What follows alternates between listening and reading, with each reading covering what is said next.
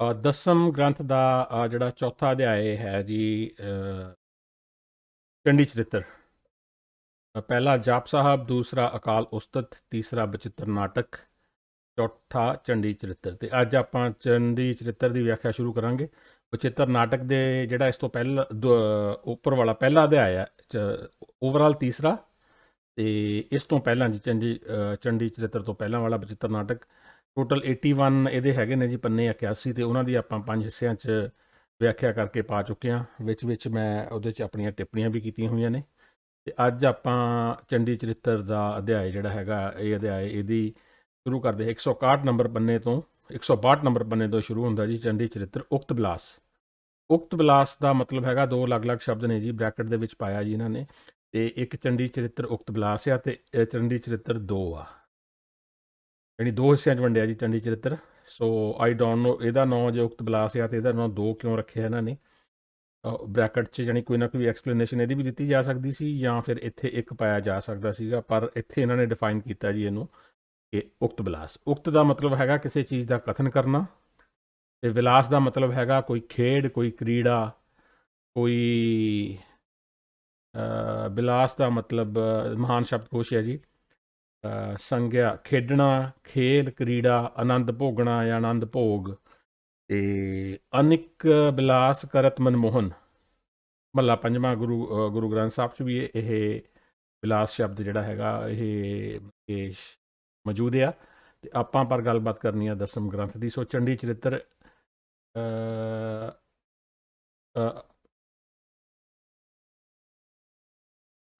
ਚੰਡੀ ਚਰਿੱਤਰ ਦਾ ਆਪਾਂ ਜਾਣਾ ਹੈਗਾ ਪੇਜ ਨੰਬਰ 162।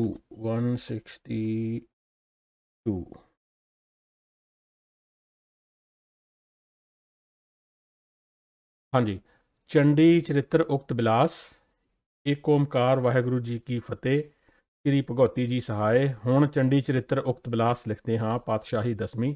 ਸਵੈਆ ਜੋ ਸਾਰਿਆਂ ਦਾ ਮੁੱਢ ਪਾਰ ਰਹਿਤ, ਲਿਖੇ ਜਾਣ ਤੋਂ ਪਰੇ, ਬੇਅੰਤ, ਕਾਲ ਰਹਿਤ, ਭੀਖ ਰਹਿਤ, ਨਾ ਵਿਖੇ ਜਾ ਸਕਣ ਵਾਲਾ ਤੇ ਨਾਸ਼ ਰਹਿਤ ਹੈ।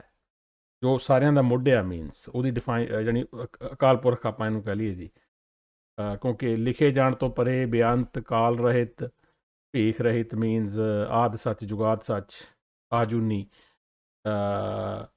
ਜਿਸ ਨੇ ਸ਼ਿਵ ਸ਼ਕਤੀ, 4 ਵੇਦ, ਰਜੋ ਤਮੋ ਸਤੋ ਤਿੰਨੇ ਗੁਣ ਦਿੱਤੇ ਹਨ ਅਤੇ ਤਿੰਨਾਂ ਲੋਕਾਂ ਵਿੱਚ ਵਾਸ ਕੀਤਾ ਹੋਇਆ ਹੈ।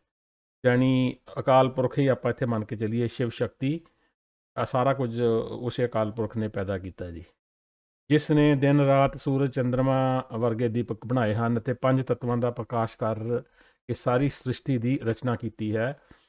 ਜੋ ਦੇਵਤਿਆਂ ਅਤੇ ਦੈਂਤਾਂ ਵਿੱਚ ਵੈਰ ਵਧਾ ਕੇ ਉਸ ਨੂੰ ਆਪਸ 'ਚ ਲੜਾਉਂਦਾ ਹੈ ਅਤੇ ਆਪ ਇਹਨਾਂ ਤੋਂ ਅਲੱਗ ਥਲੱਗ ਬੈਠ ਕੇ ਤਮਾਸ਼ਾ ਵੇਖ ਰਿਹਾ ਹੈ। ਯਾਨੀ ਇਹਨਾਂ ਨੂੰ ਦੋਨਾਂ 'ਚ ਇਹਨਾਂ ਨੂੰ ਪੈਦਾ ਕੀਤਾ, ਪਹਿਲਾਂ ਖੈਰ ਦੈਂਤ ਪੈਦਾ ਕੀਤੇ ਸੀਗੇ, ਅਤੇ ਫਿਰ ਦੈਂਤਾਂ ਨੇ ਜਦੋਂ ਇਹਦੀ ਪਰਮਾਤਮਾ ਦੀ ਇਹਨਾਂ ਨੂੰ ਪੈਦਾ ਕਰਨ ਵਾਲੇ ਦੇ ਆਖੇ ਨਹੀਂ ਲੱਗੇ ਤਾਂ ਉਹਨੇ ਦੇਵਤੇ ਪੈਦਾ ਕੀਤੇ। ਦੇਵਤਿਆਂ ਨੇ ਦੈਂਤਾਂ ਨੂੰ ਤਾਂ ਹਰਾ ਹਰੂ ਕੇ, ਤੇ ਜਿਵੇਂ ਲੜਾਈ ਝਗੜਾ ਇਹਨਾਂ ਨੇ ਦਿਖਾਇਆ ਵੀ ਇਹ 'ਚ ਲੜਦੇ ਨੇ ਉਹ ਆਪਸ 'ਚ, ਤੇ ਦੈਂਤ ਤਾਂ ਮਾਰ ਮੂਰ ਦਿੱਤੇ, ਪਰ ਦੇਵਤੇ ਯਾਨੀ ਕਿ ਬਜਾਏ ਕਿ ਰੱਬ ਦੀ, ਪਰਮਾਤਮਾ ਦੀ, ਉਹ ਕਹਿ ਲਓ ਵੀ ਆਪਣੇ ਗੁਣ ਗਾਉਂਦੇ ਪਰਮਾਤਮਾ ਦੇ, ਤੇ ਉਹ ਆਪਣੇ ਗੁਣ ਗਾਉਣੇ ਉਹਨਾਂ ਨੇ ਸ਼ੁਰੂ ਕਰਤੇ। ਜਾਣੀ ਇਹ ਕਿਸੇ ਹੋਰ ਅਧਿਆਇ ਦੇ ਵਿੱਚ ਦਰਜ ਹੈ, ਇਹਦੇ 'ਚ ਹੀ ਖੈਰ ਤੀਸਰੇ ਅਧਿਆਇ ਦੇ ਵਿੱਚ, ਬਚਿੱਤਰ ਨਾਟਕ ਦੇ ਵਿੱਚ ਦਰਜ ਹੈ ਜੀ। ਚਲੋ ਦੋਹਰਾ ਜੀ। ਹੇ ਕਿਰਪਾ ਦੇ ਸਾਗਰ, ਜੇ ਤੇਰੀ ਕੁਝ ਕਿਰਪਾ ਮੇਰੇ ਉੱਤੇ ਹੋਏ ਤਾਂ ਦੁਰਗਾ ਦੀ ਕਥਾ ਦੀ ਰਚਨਾ ਕਰਾਂ ਅਤੇ ਸਾਰੀ ਕਵਿਤਾ ਬਾਣੀ ਸ੍ਰੇਸ਼ਟ ਹੋ ਜਾਏ। ਇਹ ਕਿਰਪਾ ਦੇ ਸਾਗਰ, ਠੀਕ ਹੈ ਜੀ। ਹੁਣ ਕਿਰਪਾ ਸਾਗਰ ਕਿਹਨੂੰ ਕਿਹਾ ਆ, ਇਹ ਆਪਾਂ ਅੱਗੇ ਜਾ ਕੇ ਦੇਖਦੇ ਹਾਂ। ਦੀ ਅਗਰ ਵੀ ਤੂੰ ਕਿਰਪਾ ਕਰਕੇ ਮੈਂ ਦੁਰਗਾ ਦੀ ਕਥਾ ਜਿਹੜੀ ਹੈਗੀ ਆ ਉਹਦੇ ਬਾਰੇ ਮੈਂ ਗੱਲਬਾਤ ਲਿਖ ਸਕਾਂ, ਉਹਦੀ ਕਥਾ ਕਰ ਸਕਾਂ। ਜਿਸ ਦੀ ਜੋਤੀ ਜਗਤ ਵਿੱਚ ਜਗਮਗਾ ਰਹੀ ਹੈ, ਜੋ ਚੰਡ ਅਤੇ ਮੁੰਡ ਨੂੰ ਮਾਰਨ ਵਾਲੀ ਬਹੁਤ ਪ੍ਰਚੰਡ ਹੈ, ਜਿਸ ਦੀਆਂ ਭੁਜਾਵਾਂ ਦੇ ਡੰਡੇ ਦੈਂਤਾਂ ਨੂੰ ਦੰਡ ਦੇਣ ਵਾਲੇ ਹਨ ਅਤੇ ਜੋ ਧਰਤੀ ਦੇ 9 ਖੰਡਾਂ ਨੂੰ ਸੁਸੱਜਿਤ ਕਰਨ ਵਾਲੀ ਹੈ, ਦੁਰਗਾ ਮਾਤਾ। ਸਵੈਆ ਲੋਕਾਂ ਨੂੰ ਤਾਰਨ ਵਾਲੀ, ਪ੍ਰਿਥਵੀ ਦਾ ਉਧਾਰ ਕਰਨ ਵਾਲੀ, ਦੈਂਤਾਂ ਨੂੰ ਸੰਘਾਰਨ ਵਾਲੀ ਅਤੇ ਪ੍ਰਚੰਡ ਸਰੂਪ ਵਾਲੀ ਤੂੰ ਹੀ ਹੈ। ਲੋਕਾਂ ਨੂੰ ਤਾਰਨ ਵਾਲੀ, ਯਾਨੀ ਪਰਮਾਤਮਾ ਲੋਕਾਂ ਨੂੰ ਤਾਰਨਾ ਕੋਈ ਗੁਰੂ ਦਾ ਰੋਲ ਨਹੀਂ ਹੈਗਾ ਇੱਥੇ, ਜਾਣੀ ਲੋਕਾਂ ਨੂੰ ਤਾਰਨ ਵਾਲੀ ਦੁਰਗਾ ਹੈ ਜੀ। ਪ੍ਰਿਥਵੀ ਦਾ ਉਧਾਰ ਕਰਨ ਵਾਲੀ ਵੀ ਦੁਰਗਾ ਬਣਾਤੀ ਜੀ, ਦੈਂਤਾਂ ਨੂੰ ਸੰਘਾਰਨ ਵਾਲੀ। ਜਗਤ ਦੇ ਕਾਰਨ ਰੂਪ ਵਿਸ਼ਨੂੰ ਦੀ ਸ਼ਕਤੀ ਲਕਸ਼ਮੀ ਅਤੇ ਸ਼ਿਵ ਦੀ ਸ਼ਕਤੀ ਰੂਪ ਪਾਰਵਤੀ, ਜਿੱਥੇ ਵੇਖੋ ਉਹੀ ਹੈ। ਜਗਤ ਦੇ ਕਾਰਨ ਰੂਪ ਵਿਸ਼ਨੂੰ ਦੀ ਸ਼ਕਤੀ, ਯਾਨੀ ਜਗਤ ਨੂੰ ਬਣਾਉਣ ਵਾਲਾ ਵਿਸ਼ਨੂੰ, ਕਾਰਨ ਰੂਪ ਕਾਰਨ ਆ, ਯਾਨੀ ਵਿਸ਼ਨੂੰ ਦੇ ਕਾਰਨ ਜਿਹੜਾ ਹੈਗਾ ਉਹ ਜਗਤ ਪੈਦਾ ਹੋਇਆ। ਤੇ ਵਿਸ਼ਨੂੰ ਦੀ ਸ਼ਕਤੀ ਲਕਸ਼ਮੀ ਤੇ ਸ਼ਿਵ ਦੀ ਸ਼ਕਤੀ ਰੂਪ ਪਾਰਵਤੀ, ਜਿੱਥੇ ਵੇਖੋ ਉਹੀ ਹੈ। ਤੂੰ ਹੀ ਤਮੋ ਰਜੋ ਸਤੋ ਤਿੰਨਾਂ ਗੁਣਾਂ ਦੇ ਸਾਰ ਰੂਪ ਕਵਿਤਾ ਕਵੀ ਦੇ ਮਨ ਵਿੱਚ ਗੁੰਦੀ ਹੈ। ਤੂੰ ਪਾਰਸ ਮੂਰਤੀ ਜਿਸ ਨੂੰ ਜਗਤ ਵਿੱਚ ਛੋ ਗਈ, ਉਹ ਲੋਹੇ ਤੋਂ ਸੋਨਾ ਬਣ ਗਿਆ। ਠੀਕ ਹੈ ਜੀ, ਇਹ ਦੁਰਗਾ ਦੀ ਗੱਲਬਾਤ ਹੋ ਰਹੀ ਹੈ। ਤੂੰ ਪਾਰਸ ਮੂਰਤੀ ਜਿਸ ਨੂੰ ਜਗਤ ਵਿੱਚ ਛੋ ਗਈ, ਉਹ ਲੋਹੇ ਤੋਂ ਸੋਨਾ ਬਣ ਗਿਆ। ਦੋਹਰਾ, ਜੋ ਸਭ ਨੂੰ ਪ੍ਰਸੰਨ ਕਰਨ ਵਾਲੀ ਅਤੇ ਸਭ ਦੇ ਭੈ ਨੂੰ ਦੂਰ ਕਰਨ ਵਾਲੀ ਹੈ, ਜਿਸ ਦਾ ਨਾਮ ਚੰਡਿਕਾ ਹੈ। ਸਭ ਦਾ ਭੈ ਦੂਰ ਕਰਨ ਵਾਲੀ ਚੰਡਿਕਾ ਹੈਗੀ ਹੈ ਜੀ ਇਹ ਹੁਣ। ਤੇ ਉਸ ਦੇ ਅਲੌਕਿਕ ਚਰਿੱਤਰ ਦੀ ਰਚਨਾ ਕਰਾਂ, ਜੇ ਤੂੰ ਮੈਨੂੰ ਉੱਤਮ ਬੁੱਧੀ ਦਾ ਪ੍ਰਕਾਸ਼ ਕਰੇ। ਜੇ ਜੀ ਤੋਂ ਵੀ ਇਹ ਮੰਗਿਆ ਜਾ ਰਿਹਾ ਆ, ਆਪਣੇ ਪਰਮਾਤਮਾ ਤੋਂ ਹੀ ਕਹਿ ਲਈਏ ਆਪਾਂ ਵੀ, ਜੇਕਰ ਤੇਰਾ ਕਿਰਪਾ ਮੇਰੇ ਤੇ ਹੋਵੇ ਤੇ ਉਹਦੇ ਅਲੌਕਿਕ ਚਰਿੱਤਰ ਦੀ ਰਚਨਾ ਮੈਂ ਕਰਾਂ ਅਗਰ, ਤੇ ਜੇਕਰ ਤੂੰ ਮੈਨੂੰ ਮਤਲਬ ਕਿ ਉੱਤਮ ਬੁੱਧੀ ਪ੍ਰਦਾਨ ਕਰੇ, ਪ੍ਰਕਾਸ਼ ਕਰੇ ਮੈਨੂੰ। ਪੁਨः ਹੁਣ ਜੇ ਤੇਰੀ ਆਗਿਆ ਹੋਵੇ ਤਾਂ ਮੈਂ ਗ੍ਰੰਥ ਦੀ ਰਚਨਾ ਕਰਾਂ, ਪ੍ਰਸੰਨ ਕਰਨ ਵਾਲੇ ਰਤਨਾਂ ਦੇ ਤੁਲ ਬਚਨਾਂ ਨੂੰ ਚੁਣ ਕੇ ਉਸ ਵਿੱਚ ਜੜਾਂ। ਸਭ ਸ਼ੁਭ ਭਾਖਾ ਕਰਕੇ ਇਸ ਰਚਨਾ ਵਿੱਚ ਧਰਾਂ, ਅਤੇ ਅਪਾਰ ਅਤੇ ਅਨੋਖੀ ਕਥਾ ਨੂੰ ਚਿੱਤ ਵਿੱਚ ਸਮਝ ਕੇ ਉਸ ਦੀ ਰਚਨਾ ਕਰਾਂ।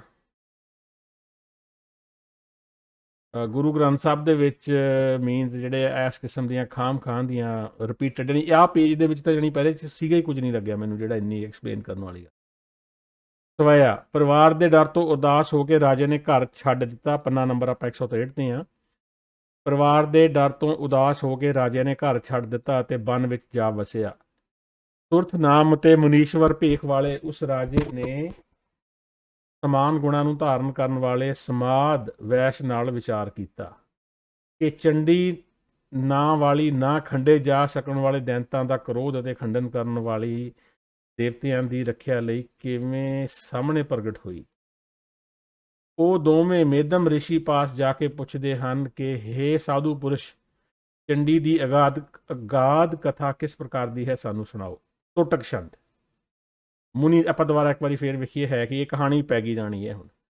ਪਰਿਵਾਰ ਦੇ ਡਰ ਤੋਂ ਉਦਾਸ ਹੋ ਕੇ ਰਾਜੇ ਨੇ ਘਰ ਛੱਡ ਦਿੱਤਾ ਤੇ ਬਨ ਵਿੱਚ ਜਾ ਵਸਿਆ। ਜਾਣੀ ਇਹਦਾ ਅਗਰ ਆਪਾਂ ਪਿਛਲੇ ਪੰਨੇ ਤੇ ਜਾਈਏ 162 ਨੰਬਰ ਦੇ ਉੱਤੇ, ਤੇ ਕੋਈ ਗੱਲ ਬਣਦੀ ਹੈ ਜੀ ਇਹਦੇ ਵਿੱਚ, ਜੇ ਤੇਰੀ ਆਗਿਆ ਹੋਵੇ ਤਾਂ ਮੈਂ ਗ੍ਰੰਥ ਦੀ ਰਚਨਾ ਕਰਾਂ, ਪ੍ਰਸੰਨ ਕਰਨ ਵਾਲੇ ਰਤਨ ਦੇ ਤੁਲ ਬਚਨਾਂ ਨੂੰ ਚੁਣ ਕੇ ਉਸ ਵਿੱਚ ਜੜਾਂ, ਅਪਾਰ ਅਤੇ ਅਨੋਖੀ ਕਥਾ ਨੂੰ ਚਿੱਤ ਵਿੱਚ ਸਮਝ ਕੇ ਉਸ ਦੀ ਰਚਨਾ ਕਰਾਂ। ਤੇ ਇੱਥੇ ਰਚਨਾ ਹੁਣ ਸ਼ੁਰੂ ਹੋ ਗਈ ਜੀ ਰਚਨਾ। ਤੇ ਰਚਨਾ ਦੇ ਵਿੱਚ ਜਾਣੀ ਆਲ ਆਫ ਏ ਸਡਨ ਸ਼ੁਰੂ ਹੋ ਗਿਆ ਜੀ। ਪਰਿਵਾਰ ਦੇ ਡਰ ਤੋਂ ਉਦਾਸ ਹੋ ਕੇ, ਕਿਹੜਾ ਰਾਜਾ ਸੀ, ਕਿੱਥੋਂ ਦਾ ਰਾਜਾ ਸੀ, ਉਦਾਸ ਕਿਹੜੀ ਗੱਲੋਂ ਹੋ ਗਿਆ, ਪਰਿਵਾਰ ਦੇ ਡਰ ਤੋਂ ਉਦਾਸ ਹੋ ਕੇ। ਡਰ ਕਾਹਦਾ ਸੀ ਉਹਨੂੰ, ਕਿਤੇ ਰਾਜੇ ਨੇ ਬਾਹਰ ਕੋਈ ਰਾਣੀ ਰੂਣੀ ਹੋਰ ਤਾਂ ਨਹੀਂ ਰੱਖੀ ਹੋਈ ਸੀ, ਕੋਈ ਬਾਹਰ ਐਕਸਟਰਾ ਮੈਰੀਟਲ ਅਫੇਅਰ ਵੀ ਉਹਦੇ ਕਰਕੇ ਉਹ ਵੀ ਡਰ ਤੋਂ ਉਦਾਸ ਹੋ ਗਿਆ। ਤੇ ਬਨ ਵਿੱਚ ਯਾਨੀ ਕੁਝ ਪਤਾ ਨਹੀਂ ਜੀ, ਕਹਾਣੀ ਆਲ ਆਫ ਏ ਸਡਨ ਕਹਾਣੀ ਸ਼ੁਰੂ ਹੋ ਗਈ। ਪਰਿਵਾਰ ਦੇ ਡਰ ਤੋਂ ਉਦਾਸ ਹੋ ਕੇ ਰਾਜੇ ਨੇ ਘਰ ਛੱਡ ਦਿੱਤਾ ਅਤੇ ਬਨ ਵਿੱਚ ਜਾ ਵਸਿਆ। ਸਾਰਥ ਨਾਂ ਅਤੇ ਮਨੀਸ਼ਵਰ ਭੇਖ ਵਾਲੇ ਉਸ ਰਾਜੇ ਨੇ ਸਮਾਨ ਗੁਣਾਂ ਨੂੰ ਧਾਰਨ ਕਰਨ ਵਾਲੇ ਸਮਾਦ ਵੈਸ਼ ਨਾਲ ਵਿਚਾਰ ਕੀਤਾ। ਸੁਰਥ ਨਾਂ ਅਤੇ ਮਨੀਸ਼ਵਰ, ਨਾਂ ਸੁਰਥ ਸੀਗਾ ਤੇ ਭੇਖ ਸੀਗਾ ਉਹਦਾ ਮਨੀਸ਼ਵਰ ਦਾ, ਵਾਲੇ ਉਸ ਰਾਜੇ ਨੇ ਸਮਾਨ ਗੁਣਾਂ ਨੂੰ ਧਾਰਨ ਕਰਨ ਵਾਲੇ ਸਮਾਦ ਵੈਸ਼ ਨਾਲ ਵਿਚਾਰ ਕੀਤਾ ਕਿ ਚੰਡੀ ਨਾਂ ਵਾਲੀ ਨਾ ਖੰਡੇ ਜਾ ਸਕਣ ਵਾਲੇ ਦੈਂਤਾਂ ਦਾ ਕ੍ਰੋਧ ਕਰਕੇ ਖੰਡਨ ਕਰਨ ਵਾਲੀ ਦੇਵਤਿਆਂ ਦੀ ਰੱਖਿਆ ਲਈ ਕਿਵੇਂ ਸਾਹਮਣੇ ਪ੍ਰਗਟ ਹੋਈ।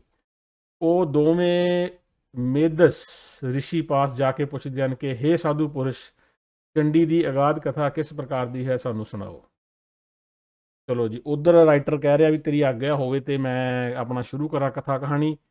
ਇੱਧਰੋਂ ਕਥਾ ਕਹਾਣੀ ਜਦੋਂ ਸ਼ੁਰੂ ਕੀਤੀ ਤਾਂ ਪਤਾ ਲੱਗਿਆ ਵੀ ਉਹ ਕਿਸੇ ਸਾਧੂ ਪੁਰਸ਼ ਕੋਲ ਜਾਂਦਾ ਹੈ, ਉਹ ਜਿਹੜਾ ਵੀ ਰਾਜਾ ਪਰਿਵਾਰ ਦੇ ਘਰੋਂ ਵਨ ਵਿੱਚ ਜਾ ਵਸਦਾ ਆ। ਤੇ ਉਹ ਅੱਗੋਂ ਕਥਾ ਦੇ ਅੱਗੇ ਕਥਾ ਚੱਲ ਪਈ ਜਾਣੀ ਇਹ ਕਹਿ ਲਓ। ਟੋਟਕ ਛੰਦ, ਮੁਨੀ ਨੇ ਕਿਹਾ ਜਿੱਥੇ ਸੇਜਾ ਸੈਨ ਨੂੰ ਸਜਾ ਕੇ ਹਰੀ ਵਿਸ਼ਨੂੰ ਸੌਂ ਰਿਹਾ ਹੈ। ਨੋਟ ਕਰ ਲਿਓ ਜੀ, ਗੁਰੂ ਗ੍ਰੰਥ ਸਾਹਿਬ ਦੇ ਵਿੱਚ ਹਰੀ ਦਾ ਮਤਲਬ ਪਰਮਾਤਮਾ ਆ ਤੇ ਇੱਥੇ ਵਿਸ਼ਨੂੰ ਆ। ਜਿੱਥੇ ਸੇਜਾ ਸੈਨ ਨੂੰ ਸਜਾ ਕੇ ਹਰੀ ਵਿਸ਼ਨੂੰ ਸੌਂ ਰਿਹਾ ਹੈ, ਹਰੀ ਜਾਣੀ ਵਿਸ਼ਨੂੰ, ਅਤੇ ਜਿੱਥੇ ਜਲ ਦਾ ਫੈਲਾਓ ਬਹੁਤ ਭਿਆਨਕ ਅਤੇ ਵਿਸ਼ਾਲ ਸੀ, ਉੱਥੇ ਵਿਸ਼ਨੂੰ ਦੀ ਨਾਭੀ ਤੋਂ ਕਮਲ ਫੁੱਲ ਪੈਦਾ ਹੋਇਆ ਅਤੇ ਉਸ ਵਿੱਚੋਂ ਵਿਸ਼ਵ ਦਾ ਕਰਤਾ ਬ੍ਰਾਹਮਣ ਉਤਪੰਨ ਹੋਇਆ ਜੀ। ਨਬੀ ਮੇਰਾ ਖਿਆਲ ਧੁੰਨੀ ਹੈ ਜੀ, ਨਬੀ ਨੂੰ ਕਹਿੰਦੇ ਨੇ, ਆਈ ਐਮ ਨਾਟ ਸ਼ੋਰ, ਪਰ ਮੈਨੂੰ ਲੱਗਦਾ ਨਬੀ। ਉੱਥੇ ਵਿਸ਼ਨੂੰ ਦੀ ਨਭੀ ਤੋਂ ਕਮਲ ਦਾ ਫੁੱਲ ਪੈਦਾ ਹੋਇਆ ਤੇ ਉਸ ਵਿੱਚੋਂ ਵਿਸ਼ਵ ਦਾ ਕਰਤਾ, ਦੁਨੀਆ ਨੂੰ ਬਣਾਉਣ ਵਾਲਾ, ਆਪਣੇ ਜਿਹੜਾ ਬ੍ਰਹਮਾ ਹੈ ਜਾਣੀ ਉਹ ਕਮਲ ਦੇ ਵਿੱਚੋਂ ਪੈਦਾ ਹੁੰਦਾ। ਤੇ ਕਮਲ ਕਿੱਥੇ ਖਿੜਦਾ ਆ? ਵਿਸ਼ਨੂੰ ਦੀ ਧੁਨੀ 'ਚ। ਇਹ ਗੁਰੂ ਗੋਬਿੰਦ ਸਿੰਘ ਜੀ ਲਿਖ ਰਹੇ ਨੇ। ਉਸ ਦੇ ਕੰਨਾਂ ਦੀ ਮੈਲ ਤੋਂ 2 ਦੈਂਤਾਂ ਦੀ ਰਚਨਾ ਹੋਈ। ਬ੍ਰਹਮਾ ਦੇ ਕੰਨਾਂ ਦੀ ਮੈਲ ਤੋਂ, ਜਾਣੀ ਜੀ ਕੰਨਾਂ ਦੀ ਮੈਲ ਤੋਂ 2 ਦੈਂਤਾਂ ਦੀ ਰਚਨਾ ਹੋਈ। ਉਹਨਾਂ ਦੋਹਾਂ ਦੈਂਤਾਂ ਦੇ ਨਾਮ ਮਧੂ ਅਤੇ ਕੈਟਬ ਰੱਖੇ ਗਏ ਸਨ। ਜਾਣੀ ਇਹਦੀ ਬ੍ਰਹਮਾ ਆਪ ਕਿੱਦਾਂ ਪੈਦਾ ਹੋਇਆ? ਕਮਲ ਦੇ ਫੁੱਲ ਦੇ ਵਿੱਚੋਂ, ਤੇ ਉਹਦੇ ਵਿੱਚੋਂ ਪੈਦਾ ਹੋ ਕੇ ਉਹਨੇ ਕੰਨਾਂ ਦੀ ਮੈਲ ਦੇ ਵਿੱਚੋਂ ਪੈਦਾ ਕੀਤੇ 2 ਆਪਣੇ ਦੈਂਤ, ਮਧੂ ਤੇ ਕੈਟਬ, ਜਿਨ੍ਹਾਂ ਦੇ ਸਰੀਰ ਬਹੁਤ ਵੱਡੇ ਸਨ। ਉਹਨਾਂ ਨੂੰ ਵੇਖ ਕੇ ਬ੍ਰਹਮਾ ਮਨ ਵਿੱਚ ਬਹੁਤ ਡਰਿਆ। ਲੈ ਦੱਸ, ਆਪਣੇ ਕੰਨੋਂ ਮੈਲ ਕੱਢ ਕੇ ਤੇ ਬਣਾਏ ਆਪਣੇ ਇਹ ਦੈਂਤ, ਤੇ ਉਹਦੇ ਤੋਂ ਹੀ ਬਣਾਏ ਜਾਂ ਬਣ ਗਏ, ਪਤਾ ਨਹੀਂ, ਮੈਲ ਤੋਂ ਬਣ ਗਏ। ਹੁਣ ਬ੍ਰਹਮਾ ਦੇ ਕੰਨ ਦੇ ਵਿੱਚ ਮੈਲ ਤੋਂ ਅਗਰ ਇਹ ਦੈਂਤ ਬਣ ਗਏ ਤਾਂ ਮਲ ਮੂਤਰ ਤੋਂ ਪਤਾ ਨਹੀਂ ਕੀ ਕੁਛ ਬਣਿਆ ਹੋਊਗਾ ਜਾਣੀ। ਠੀਕ ਹੈ ਵੀ, ਉਹ ਵੀ ਤਾਂ ਆਪਾਂ ਰਿਮੂਵ ਹੀ ਕਰਦੇ ਹਾਂ ਨਾ ਬੋਡੀ ਚੋਂ, ਜਿਵੇਂ ਮੈਲ ਕਰਦੇ ਹਾਂ। ਤੇ ਇਹ ਗੁਰੂ ਗੋਬਿੰਦ ਸਿੰਘ ਜੀ ਲਿਖ ਰਹੇ ਨੇ। ਮੈਨੂੰ ਹੈਰਾਨੀ ਇਹ ਹੋ ਰਹੀ ਹੈ ਦਸਮ ਗ੍ਰੰਥੀਆਂ ਦੇ ਬਾਰੇ ਜੀ। ਤੇ ਆਪਣੇ ਕੰਨ ਦੇ ਵਿੱਚੋਂ ਮੈਲ ਤੋਂ ਜਿਹੜੇ ਰਾਖਸ਼ ਬਣੇ, ਉਹ ਆਪ ਹੀ ਡਰ, ਉਹਨੂੰ ਕੱਢਣੀ ਨਹੀਂ ਚਾਹੀਦੀ। ਬ੍ਰਹਮਾ ਨੂੰ ਅਸਲ 'ਚ ਪਤਾ ਹੁੰਦਾ ਨਾ ਪਹਿਲਾਂ ਵੀ ਇਹ ਮੈਲ ਦੇ ਨਾਲ ਇਹ ਰਾਖਸ਼ ਬਣਨੇ ਨੇ ਤੇ ਬੜਾ ਭਿਆਨਕ ਰੂਪ ਇਹਨਾਂ ਦਾ ਹੋਣਾ, ਵੱਡੇ ਸਰੀਰ ਨੇ, ਤੇ ਮੈਂ ਡਰ ਜਾਣਾ। ਉਹਨੇ ਮੈਲ ਹੀ ਨਹੀਂ ਸੀ ਕੱਢਣੀ ਕੰਨ।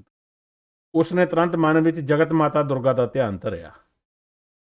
ਦੋਹਰਾ, ਉਸ ਵੇਲੇ ਯੋਗ ਨਿੰਦਰਾ ਚੰਡ ਖੁੱਲੀ, ਵਿਸ਼ਨੂੰ ਜਾਗੇ ਅਤੇ ਯੁੱਧ ਦੀ ਤਿਆਰੀ। ਲਓ ਜੀ, ਯੁੱਧ ਸ਼ੁਰੂ ਹੋ ਗਿਆ। ਫਿਰ ਤਿਆਰੀ ਸ਼ੁਰੂ ਹੋ ਗਈ। ਜਿਸ ਤਰ੍ਹਾਂ ਦੈਂਤ ਘਟ ਜਾਣ ਅਤੇ ਦੇਵਤਿਆਂ ਦੇ ਰਾਜ ਵਧੇ, ਦੈਂਤ ਜਿਉਂ-ਜਿਉਂ ਘਟ ਗਏ ਤੇ ਦੇਵਤਿਆਂ ਦੇ ਰਾਜ ਵਧਣ ਲੱਗੇ, ਇਸ ਪ੍ਰਕਾਰ ਦੇ ਯਤਨ ਕਰਨ ਲੱਗੇ। ਅੱਗੇ ਆ ਗਿਆ ਜੀ ਸਵਈਆ। ਵਿਸ਼ਨੂੰ ਨੇ ਉਹਨਾਂ ਨਾਲ ਯੁੱਧ ਕੀਤਾ ਪਰ ਮਾਰ ਨਾ ਸਕੇ, ਕਿਉਂਕਿ ਦੈਂਤ ਅਤੀ ਬਲਵਾਨ ਸਨ। ਵਿਸ਼ਨੂੰ ਦੇ ਬਸ ਦਾ ਰੋਗ ਨਹੀਂ ਸੀਗਾ ਦੈਂਤਾਂ ਨੂੰ ਮਾਰਨਾ। ਤੇ ਉਹਨਾਂ ਦੋਹਾਂ, ਵਿਸ਼ਨੂੰ ਅਤੇ ਦੈਂਤਾਂ ਨੂੰ ਲੜਦਿਆਂ 5000 ਸਾਲ ਬੀਤ ਗਏ। ਦੈਂਤ ਤੇ ਵਿਸ਼ਨੂੰ ਮੀਨਸ 5000 ਸਾਲ ਤੱਕ ਲੜਦੇ ਰਹੇ ਪਰ ਮਾਰ ਨਾ ਸਕੇ, ਕਿਉਂਕਿ ਵਿਸ਼ਨੂੰ ਦੇ ਬਸ ਦਾ ਰੋਗ ਨਹੀਂ ਸੀ ਦੈਂਤਾਂ ਨੂੰ। 5000 ਸਾਲ ਲੜਨ ਦੇ ਬਾਵਜੂਦ ਉਹ ਦੈਂਤਾਂ ਨੂੰ ਮਾਰ ਨਹੀਂ ਸਕਿਆ ਵਿਸ਼ਨੂੰ, ਕਿਉਂਕਿ ਦੈਂਤ ਬਲਵਾਨ ਬਹੁਤ ਸੀਗੇ। ਪਰ ਕਿਸੇ ਦੀ ਵੀ ਵਾਹ ਨਾ ਥੱਕੀ, ਲਗਾਤਾਰ ਯੁੱਧ ਕਰਦੇ ਰਹੇ। ਪਰ ਇਹ ਹੈ ਵੀ ਨਾ ਇੱਧਰੋਂ ਵਿਸ਼ਨੂੰ ਨੇ ਆਪਣੇ ਹਥਿਆਰ ਛੱਡੇ ਤੇ ਨਾ ਉੱਧਰੋਂ ਦੈਂਤਾਂ ਨੇ ਆਪਣਾ ਜਾਣੀ ਹੌਸਲਾ ਹਾਰਿਆ। ਲੱਗੇ ਰਹੇ ਜੀ 5000 ਸਾਲ। ਦੈਂਤਾਂ ਨੇ ਵਿਸ਼ਨੂੰ ਦੇ ਪ੍ਰਕਰਮ ਤੋਂ ਪ੍ਰਸੰਨ ਹੋ ਕੇ ਕਿਹਾ ਕਿ ਤੂੰ ਕੋਈ ਵਰ ਮੰਗ ਲੈ। ਲਓ ਜੀ, ਅੱਗੇ ਤਾਂ ਇਹ ਤਾਂ ਮੈਂ ਸੁਣੇ ਸੀਗੇ ਵੀ ਜਿਹੜੇ ਹੈਗੇ ਨੇ ਭਗਵਾਨ ਇਹ ਵਰ ਦਿੰਦੇ ਨੇ, ਇੱਥੇ ਦੈਂਤ ਵੀ ਵਰ ਦੇ ਰਹੇ ਨੇ। ਦੈਂਤ ਵਰ ਦੇ ਰਹੇ ਨੇ, ਤੂੰ ਕੋਈ ਵਰ ਮੰਗ। ਉੱਤਰ ਵਿੱਚ ਹਰੀ ਨੇ ਕਿਹਾ ਕਿ ਸਿਰ ਦੇ ਦਿਓ। ਦੈਂਤਾਂ ਨੇ ਕਿਹਾ ਕਿ ਚੰਗੀ ਗੱਲ ਹੈ।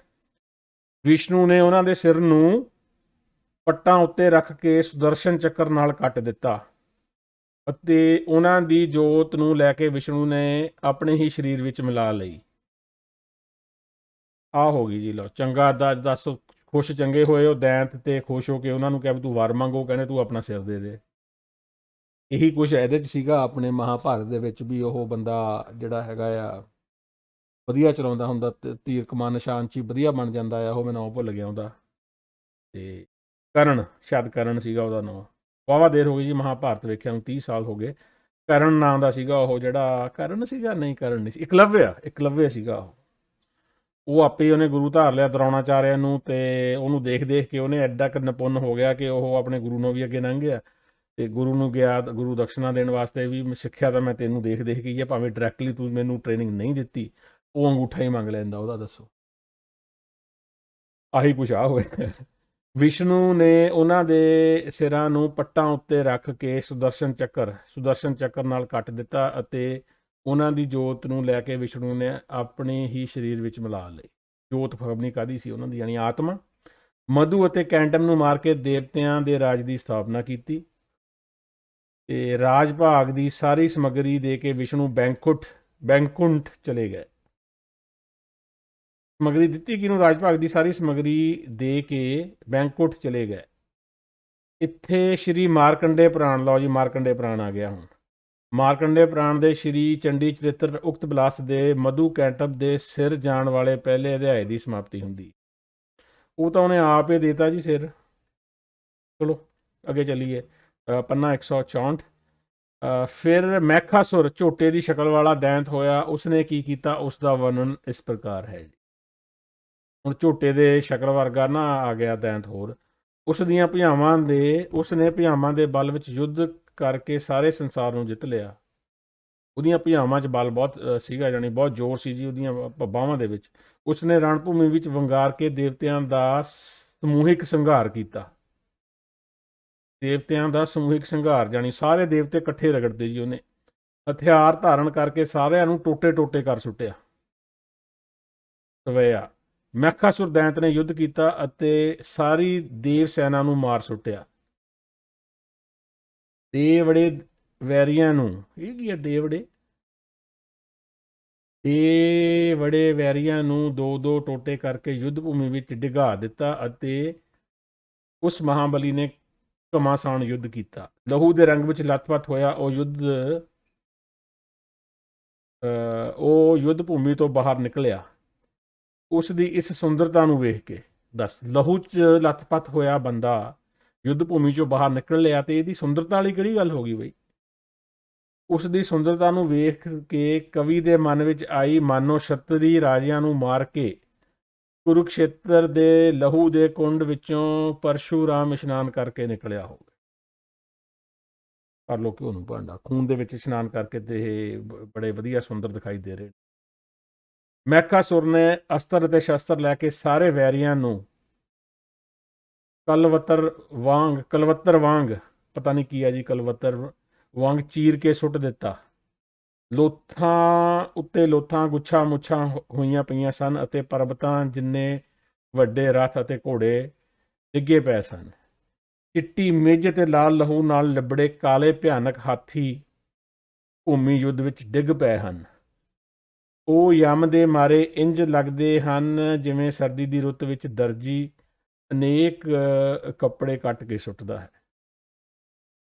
ਉਹ ਯਮ ਦੇ ਮਾਰੇ, ਜਾਣੀ ਇਹ ਸਮਝ ਤੋਂ ਬਾਹਰ ਹੈ ਵੀ ਜਿਹੜਾ ਦਰਜੀ ਆ ਗਿਆ, ਬਾਗੇ ਅਨੇਕ ਕਤਾ ਕਰੇ ਡਾਰੇ ਸ਼ਬਦ ਹੈ ਜੀ ਇਹ। ਤੇ ਜਾਣੀ ਦਰਜੀ ਤਾਂ 12 ਮਹੀਨੇ 30 ਦਿਨ ਕੱਪੜੇ ਸਿਉਂਦਾ ਤੇ ਕੱਟ ਕੇ ਟੁਕੜੇ ਸੁੱਟਦਾ, ਉਹਦੇ ਵਿੱਚ ਸਮਝ ਤੋਂ ਬਾਹਰ ਹੈ ਜੀ। ਉਸ ਵੇਲੇ ਹੋ ਸਕਦਾ ਦੈਂਤਾਂ ਵੇਲੇ ਵੀ ਸਰਦੀਆਂ ਦੇ ਵਿੱਚ ਜਿਹੜੇ ਹੈਗੇ ਨੇ, ਗਰਮੀਆਂ 'ਚ ਪਹਾੜਾਂ 'ਤੇ ਚਲੇ ਜਾਂਦੇ ਹੁਣ ਦਰਜੀ ਆਪਣਾ ਮੌਜ ਮਸਤੀ ਕਰਨ, ਤੇ ਸਰਦੀਆਂ 'ਚ ਫਿਰ ਉਹ ਥੱਲੇ ਆ ਕੇ ਤੇ ਕੱਪੜੇ ਕੁੱਟਦੇ ਨੇ, ਯਾਨੀ ਕੱਪੜੇ ਸਿਉਂਦੇ ਨੇ। ਇੰਦਰ ਸਾਰੇ ਦੇਵਤਿਆਂ ਨੂੰ ਆਪਣੇ ਨਾਲ ਲੈ ਕੇ ਕ੍ਰੋਧਵਾਨ ਹੋਇਆ, ਵੈਰੀ ਦੀ ਸੈਨਾ ਉੱਤੇ ਜਾ ਪਿਆ। ਵੈਰੀ ਮਤਲਬ ਕਿ ਰਾਖਸ਼ ਆ ਜਿਹੜਾ ਦੈਂਤ ਸੀਗਾ ਮੈਖਾਸੁਰ, ਤੇ ਮੂੰਹ ਅੱਗੇ ਢਾਲ ਦੇ ਕੇ ਹੱਥ ਵਿੱਚ ਤਲਵਾਰ ਲੈ ਕੇ ਲਲਕਾਰ ਅਤੇ ਵਗਾਰ ਕੇ ਅਜਿਹੇ ਵਾਰ ਕੀਤੇ ਕਿ ਲਹੂ ਨਾਲ ਦੈਂਤ ਲਾਲ ਹੋ ਗਿਆ। ਉਸ ਦੀ ਸੁੰਦਰਤਾ ਨੂੰ ਵੇਖ ਕੇ ਕਵੀ ਦੇ ਮਨ ਵਿੱਚ ਇਹ ਭਾਵ ਆਇਆ। ਇਹ ਯਾਰ ਕਿਹੋ ਜਿਹੀ ਮਾਨਸਿਕਤਾ ਹੈ, ਜਿਹੜਾ ਲੜਾਈ ਝਗੜੇ ਨੂੰ ਇਹ ਇੰਜੋਏ ਵੀ ਕਰਦੇ ਨੇ। ਉਧਰ ਪਰਮਾਤਮਾ ਨੇ ਦੇਖ ਲਾ ਦੇਵਤੇ ਤੇ ਰਾਖਸ਼ ਉਹਨਾਂ 'ਚ ਵੈਰ ਵਧਾਤਾ, ਤੇ ਜਦੋਂ ਉਹ ਲੜੇ ਆਪਸ 'ਤੇ ਉਹਦਾ ਆਨੰਦ ਮਾਣ ਰਿਹਾ ਲੜਾਈ ਝਗੜਾ ਕਰਾ ਕੇ। ਇਹ ਕਿਹੋ ਜਿਹਾ ਪਰਮਾਤਮਾ ਹੋਊਗਾ? ਤੇ ਇੱਧਰੋਂ ਜਿਹੜਾ ਦੈਂਤ ਨੂੰ ਜਦੋਂ ਇੰਦਰ ਨੇ ਚੰਗੀ ਤਰ੍ਹਾਂ ਕੁੱਟਿਆ ਤੇ ਤਲਵਾਰ ਦੇ ਨਾਲ ਲਲਕਾਰਿਆ ਵਗਾਰਿਆ, ਉਹਦੇ 'ਤੇ ਵਾਰ ਕੀਤੇ, ਫੱਟ ਮਾਰੇ ਉਹਦੇ ਆਪਣੇ ਦੈਂਤ ਦੇ, ਤੇ ਉਹਦੇ ਵਿੱਚੋਂ ਲਹੂ ਨਾਲ ਭਿੱਜ ਗਿਆ, ਦੈਂਤ ਲਾਲ ਹੋ ਗਿਆ। ਤੇ ਇਹਨੂੰ ਵੇਖ ਕੇ ਕਵੀ ਦਾ ਮਨ ਖੁਸ਼ ਹੋ ਰਿਹਾ ਹੈ। ਇਹ ਕਵੀ ਬੜਾ ਖਤਰਨਾਕ ਹੈ ਬਈ। ਮਾਨੋ ਰਾਮਚੰਦਰ ਨੇ ਜੰਗ ਜਿੱਤ ਕੇ ਸਾਰੇ ਰਿਛਾਂ ਨੂੰ ਸਿਰੋਪਾਓ ਪਵਾਏ ਹੋਣ। ਲਓ ਜੀ ਸਿਰੋਪਾ ਵੀ ਪਵਾਤਾ ਇੱਥੇ ਰਿਛਾਂ ਨੂੰ। ਗੁਰੂ ਗੋਬਿੰਦ ਸਿੰਘ ਜੀ ਲਿਖ ਰਹੇ ਨੇ। ਤੇ ਰਾਮਚੰਦਰ ਨੇ ਜੰਗ ਜਿੱਤ ਕੇ ਸਾਰੇ ਰਿਛਾਂ ਨੂੰ, ਰਿਛ ਕਿਹੜੇ ਸੀਗੇ ਉਹਦੇ 'ਚ? ਸੀਗਾ ਉਹ ਸੁਗਰੀਵ ਹੋਣੀ ਸ਼ਾਇਦ, ਰਿਛ ਟਾਈਪ ਜੇ ਸੀਗੇ ਉਹ, ਬਾਲੀ ਸੁਗਰੀਵ, ਮੈਨੂੰ ਹੁਣ ਮਾੜਾ ਜਿਹਾ ਦਿਮਾਗ 'ਚ ਹੈਗਾ ਆ। ਸਰੋਪੇ ਵੀ ਪਵਾਏ ਜੀ ਉਹਨਾਂ ਦੇ ਵੀ, ਹਾਂ ਤੁਸੀਂ ਜੰਗ ਜਿੱਤੀ ਤੇ ਤੁਹਾਡਾ ਜਾਣੀ ਕਿਸੇ ਦਾ ਸਨਮਾਨ ਕਰਨਾ। ਕਈ ਯੋਧੇ ਰਣ ਭੂਮੀ ਵਿੱਚ ਘਾਇਲ ਘੁੰਮਦੇ ਹਨ ਅਤੇ ਕਈ ਧਰਤੀ ਉੱਤੇ ਪਏ ਕਰਾ ਰਹੇ ਹਨ। ਰਣ ਭੂਮੀ ਵਿੱਚ ਦੌੜਦੇ ਫਿਰਦੇ ਹਨ, ਜਿਨ੍ਹਾਂ ਨੂੰ ਦੇਖ ਕੇ ਡਰਪੋਕ ਦੜ ਰਹੇ ਹਨ। ਲਓ ਜੀ ਕਿਆ ਬਾਤ ਹੈ। ਬੰਦ ਦਾ ਮਤਲਬ ਆ ਧੜ, ਇਕੱਲੇ ਹੀ ਧੜ ਨੇ, ਸਿਰ ਨਹੀਂ ਹੈਗਾ ਉੱਪਰ। ਰਣਭੂਮੀ 'ਚ ਧੜ ਦੌੜਦੇ ਫਿਰਦੇ ਹਨ, ਜਿਨ੍ਹਾਂ ਨੂੰ ਵੇਖ ਕੇ ਡਰਪੋਕ ਡਰ ਰਹੇ ਹਨ। ਜਦੋਂ ਮਹਿਕਾਸੁਰ ਨੇ ਇਸ ਪ੍ਰਕਾਰ ਦਾ ਯੁੱਧ ਕੀਤਾ, ਤਦੋਂ ਗਿੱਦੜ, ਜੰਬੁਕ ਦਾ ਮਤਲਬ ਗਿੱਦੜ ਹੈ ਜੀ, ਤੇ ਗਿਰਜਾਂ ਅਧਿਕ ਮਾਸ ਪਦਾਰਥ ਮਿਲਣ ਨਾਲ ਖੁਸ਼ ਹੋ ਗਈਆਂ ਜੀ। ਕਿਆ ਬਾਤ ਹੈ। ਮਹਿਕਾਸੁਰ ਨੇ ਯੁੱਧ ਕੀਤਾ, ਯਾਨੀ ਦੋਹਾਂ ਨੇ ਯੁੱਧ ਕੀਤਾ, ਮੀਨ ਜਿਹੜੇ ਉਹ ਸੀਗੇ ਗਿੱਦੜ ਤੇ ਗਿਰਜਾਂ ਖੁਸ਼ ਹੋ ਗਈਆਂ ਵੀ ਸਾਨੂੰ ਹੁਣ ਮਾਸ ਮਿਲੂ ਖਾਣ ਨੂੰ। ਸੂਰਮੇ ਲਹੂ ਦੇ ਹੜ੍ਹ ਵਿੱਚ ਇੰਜ ਪ੍ਰਤੀਤ ਹੁੰਦੇ ਹਨ ਮਾਨੋ ਸ਼ਰਾਬ ਪੀ ਕੇ ਮਤਵਾਲੇ ਪੈਰ ਪਸਾਰ ਕੇ ਸੁੱਤੇ ਪਏ ਹੋਣ।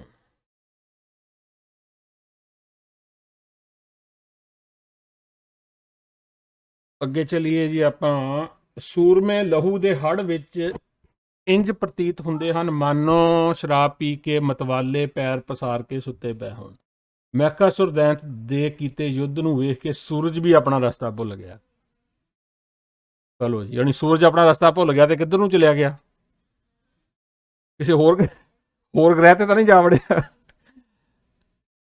ਲਹੂ ਦੇ ਪ੍ਰਵਾਹ ਨੂੰ ਚੱਲਦਾ ਵੇਖ ਕੇ ਬ੍ਰਹਮਾ ਸਾਰੇ ਵੇਦ ਗ੍ਰੰਥ ਭੁੱਲ ਗਿਆ। ਇੰਨਾ ਕੁ ਲਹੂ ਡੁੱਲਿਆ ਉੱਥੇ। ਕੁਝ ਇੱਕ ਬੰਦੇ ਖੁਸ਼ ਹੋ ਰਹੇ ਨੇ ਲਹੂ ਨੂੰ ਦੇਖ ਕੇ, ਇੱਧਰ ਬ੍ਰਹਮਾ ਜਿਹੜਾ ਹੈਗਾ ਉਹ ਸਾਰੇ ਗ੍ਰੰਥ ਖੁਸ਼ੀ 'ਚ ਭੁੱਲ ਗਿਆ ਕਿ ਦੁੱਖ 'ਚ ਭੁੱਲ ਗਿਆ। ਮਾਸ ਨੂੰ ਵੇਖ ਕੇ ਗਿਰਜਾਂ ਇਸ ਤਰ੍ਹਾਂ ਬੋਲਦੀਆਂ ਹਨ ਜਿਵੇਂ ਬਾਲਕ ਪਾਠਸ਼ਾਲਾ ਵਿੱਚ ਪੜ੍ਹ ਰਹੇ ਹਨ।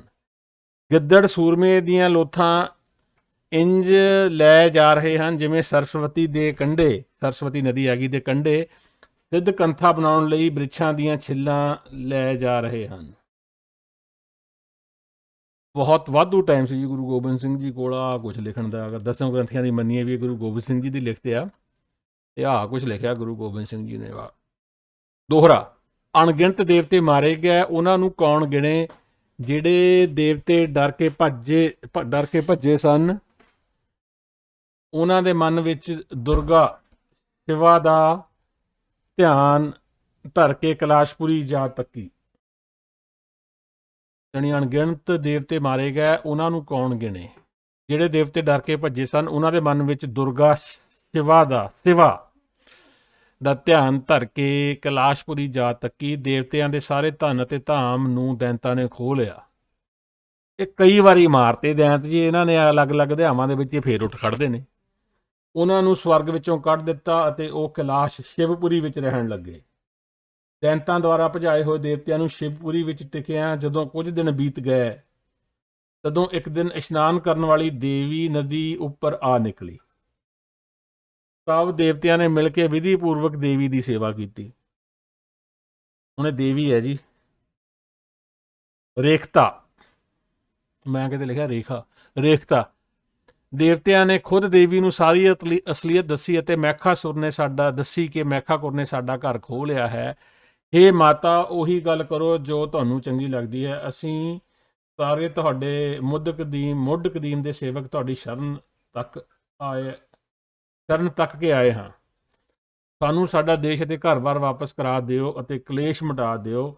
ਉਹਨਾਂ ਦੈਂਤਾਂ ਨੂੰ ਬਹਾਲ ਕਰ ਦਿਓ। ਇਹੀ ਸਾਡਾ ਬਹੁਤ ਵੱਡਾ ਕੰਮ ਹੈ। ਕੁੱਤੇ ਨੂੰ ਮਾਰਦਿਆਂ ਕੋਈ ਉਸ ਦਾ ਨਾਂ ਨਹੀਂ ਲੈਂਦਾ, ਸਗੋਂ ਉਸ ਨੂੰ ਮਾਰਦਿਆਂ ਉਸ ਦੇ ਮਾਲਕ ਦਾ ਨਾਮ ਲਿਆ ਜਾਂਦਾ। ਇਹ ਖਬਰ ਨਹੀਂ ਕਿੱਥੋਂ ਆ ਗਿਆ ਜੀ।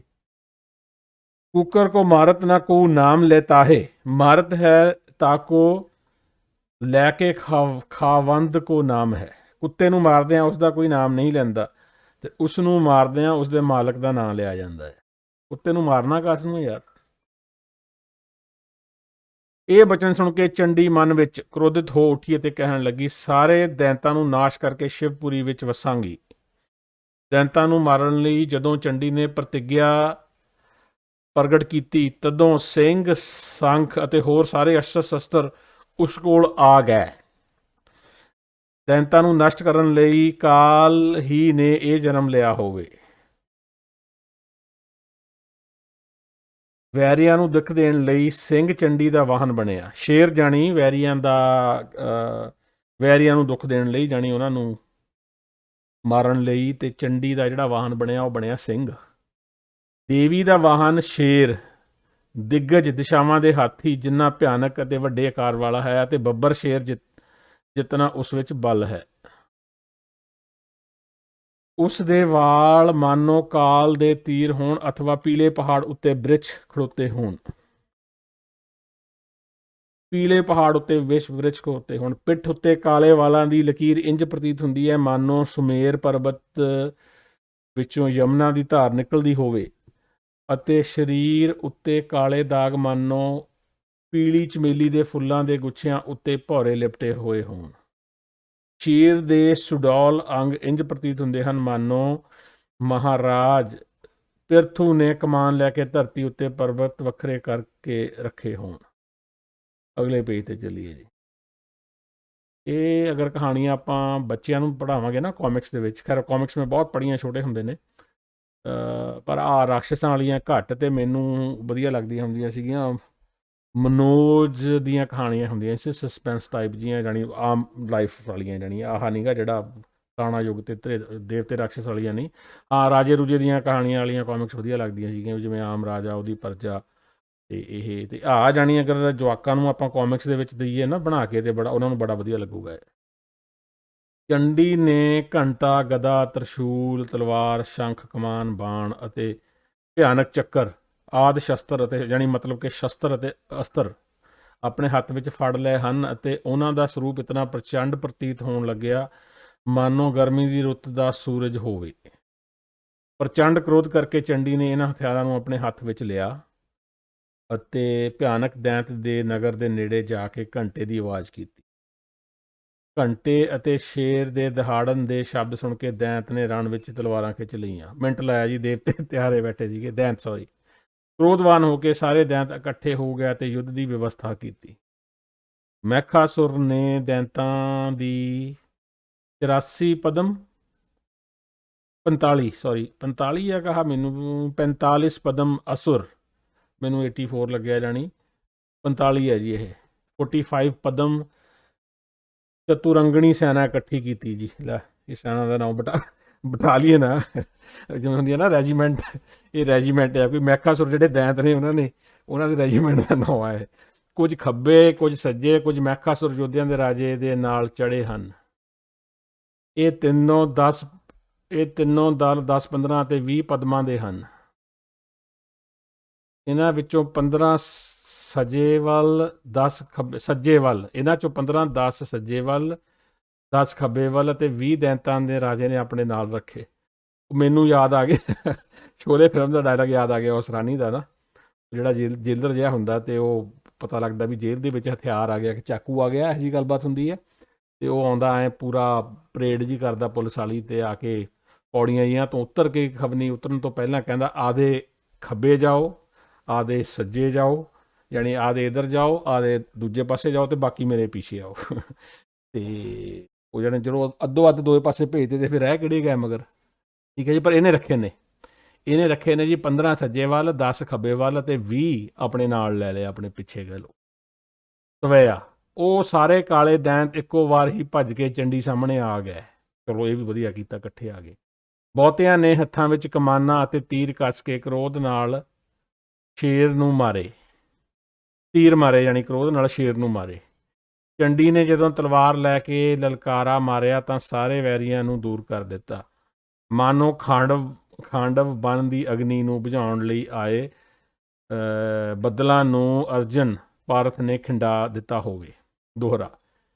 ਇੱਕ ਦੈਂਤ ਕ੍ਰੋਧਵਾਨ ਹੋ ਕੇ ਘੋੜਾ ਦੜਾਉਂਦਿਆਂ ਦੇਵੀ ਦੇ ਸਾਹਮਣੇ ਆ ਗਿਆ, ਅਤੇ ਦੀਪਕ ਦੇ ਸਾਹਮਣੇ ਪਤੰਗਾ, ਜਿਵੇਂ ਦੀਪਕ ਦੇ ਸਾਹਮਣੇ ਪਤੰਗਾ ਆ ਜਾਂਦਾ ਆ, ਉਵੇਂ ਉਹ ਘੋੜੇ ਤੇ ਗੁੱਸੇ 'ਚ ਘੋੜੇ ਦੇ ਉੱਤੇ ਘੋੜੇ ਨੂੰ ਦੌੜਾਉਂਦਾ ਹੋਇਆ ਦੇਵੀ ਦੇ ਸਾਹਮਣੇ ਆ ਗਿਆ, ਜਿਵੇਂ ਦੀਪਕ ਦੇ ਸਾਹਮਣੇ, ਜਾਣੀ ਦੀਵੇ ਦੇ ਸਾਹਮਣੇ ਪਤੰਗਾ ਆਉਂਦਾ। ਸਵਿਆ। ਦੈਂਤਾਂ ਦੇ ਬਲਵਾਨ ਸਰਦਾਰ ਸੂਰਵੀਰ ਨੇ, ਲੈ ਸਰਦਾਰ ਦਾ ਨਾਂ ਵੀ ਆ ਦੈਂਤਾਂ ਦੇ, ਸੂਰਵੀਰ ਨੇ ਕ੍ਰੋਧਿਤ ਹੋ ਕੇ ਮਿਆਨ ਵਿੱਚੋਂ ਤਲਵਾਰ ਕੱਢੀ। ਉਸ ਨੇ ਇੱਕ ਵਾਰ ਪ੍ਰਚੰਡ ਚੰਡੀ ਦੇ ਸਰੀਰ ਉੱਤੇ ਕੀਤਾ ਤੇ ਦੂਜਾ ਸ਼ੇਰ ਦੇ ਸਿਰ ਉੱਤੇ ਕੀਤਾ। ਚੰਡੀ ਨੇ ਸੰਭਲ ਕੇ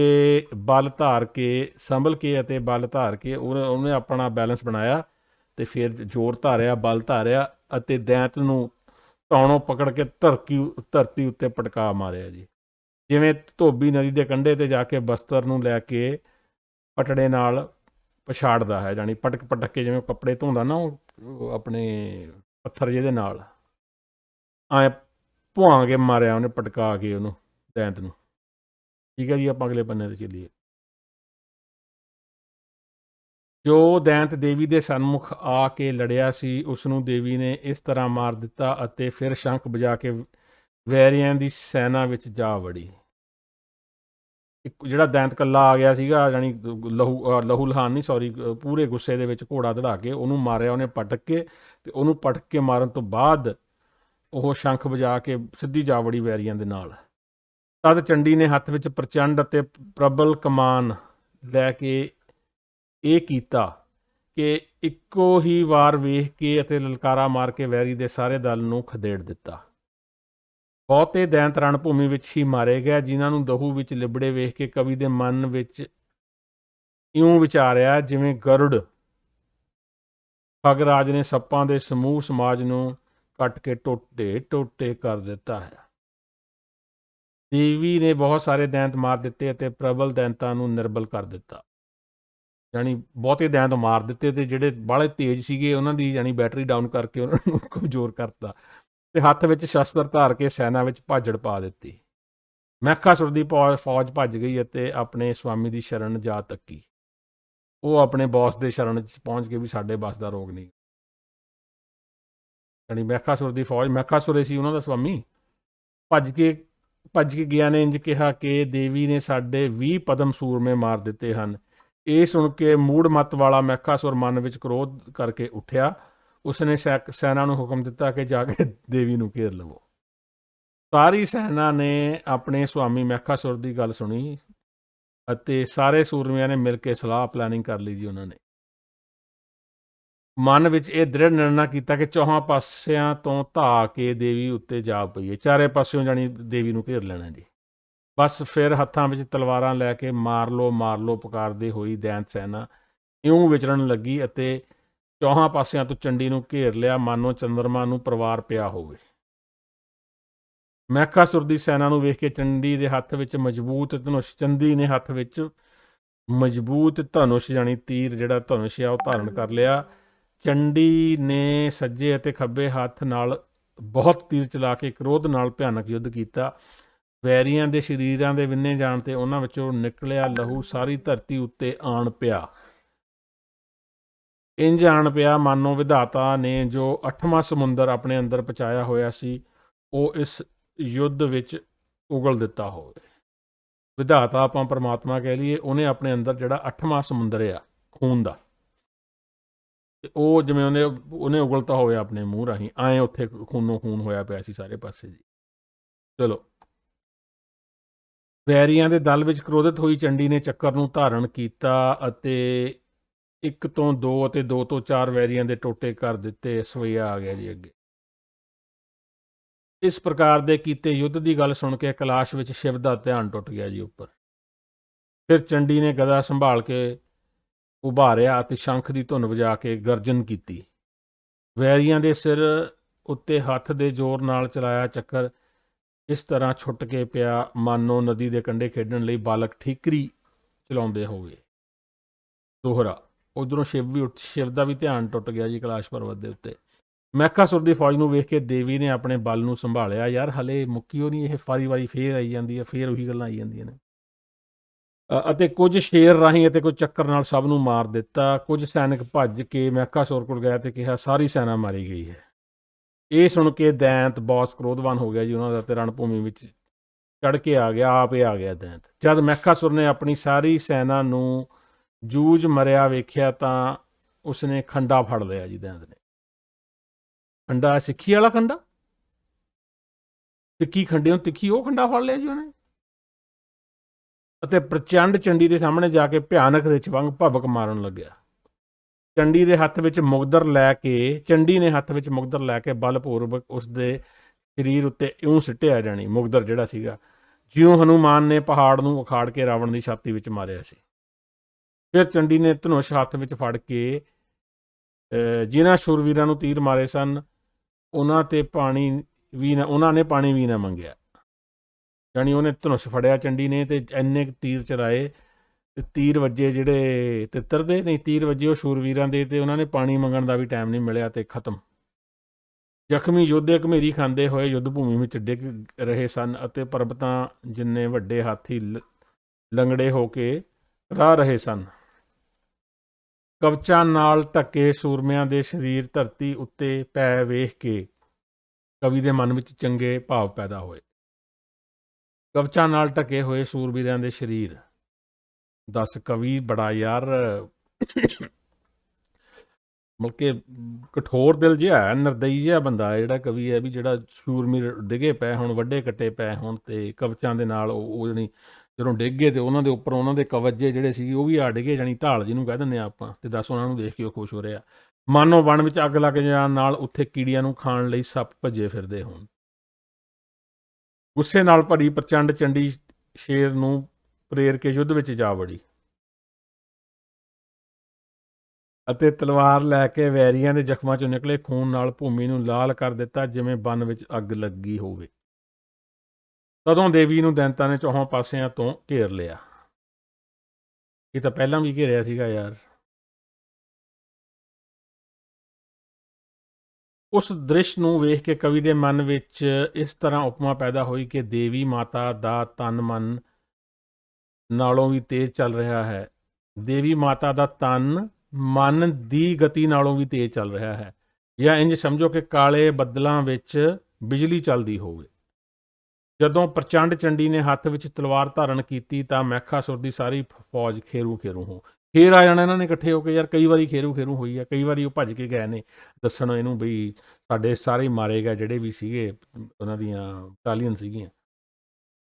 ਖੇਰੂ ਖੇਰੂ ਹੋ ਗਈ। ਦੈਂਤ ਅਸਲੋਂ ਮਰ ਹੀ ਨਹੀਂ ਰਹੇ ਸਨ, ਸਗੋਂ ਬਹੁਤ ਰੂਪ ਧਾਰਨ ਕਰਕੇ ਯੁੱਧ ਪ੍ਰਕਰਮਾਂ ਵਿੱਚ ਰੁਚਿਤ ਸਨ। ਤਦੋਂ ਬਲਵਾਨ ਚੰਡੀ ਨੇ ਅਤੀ ਅਧਿਕ ਬਲ ਨੂੰ ਸੰਜੋਇਆ।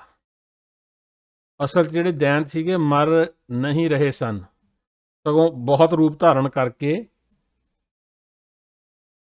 ਯੁੱਧ ਪਰਾਕਰਮ ਵਿੱਚ ਰੁਚਿਤ ਸਨ।